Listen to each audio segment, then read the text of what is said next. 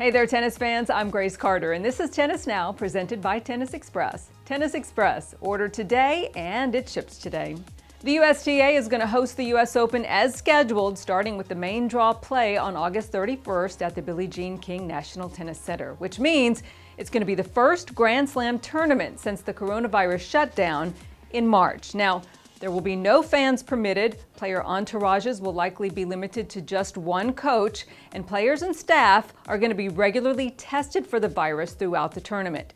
Now, as we all know, New York City was the epicenter for COVID-19, and there's still so much we don't know. So who's going to show up to this tournament if international travel bans are still in place? Will the players feel safe? And why not cancel the event like Wimbledon? Okay, let's start with the first question, Wimbledon. They had pandemic insurance, so there was no major financial consideration. Not so for the USTA. Money is a major factor.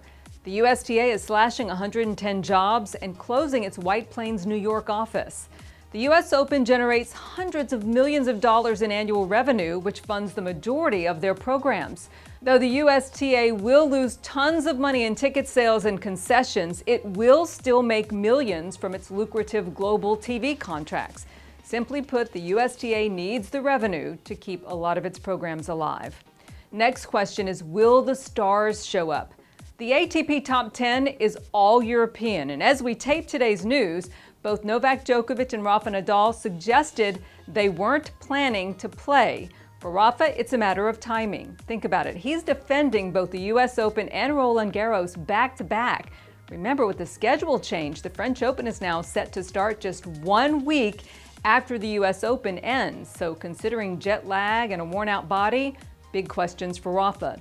Novak, who's been playing on red clay for his Adria Tour, told Serbia TV at this point he is aiming to resume his season on red clay in September. That means the French sounds like he might be skipping the U.S. Open.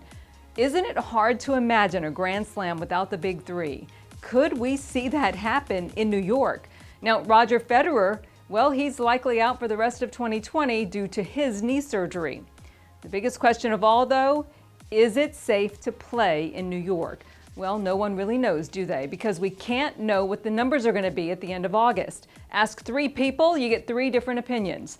The USTA says it's going to try to create a safety bubble around the Open with players flying into JFK on private planes, staying at hotel airports, not in Manhattan, and locker room use is going to be either minimal or banned completely. All the details at this point are fluid as the USTA continues to map out a plan, but we're going to keep you posted and try to get some player reaction as we learn more about exactly what they're going to be doing. So a couple of questions for you. Do you think it's safe to play? And what if the big stars don't show up? Would you consider it a diluted Grand Slam? And will you watch? These are very difficult times for all sports. What to do, what not to do, and how to satisfy all parties, the players and the fans. Not an easy task, and I don't envy the people having to make those decisions. I'm Grace Carter. We'll see you next time.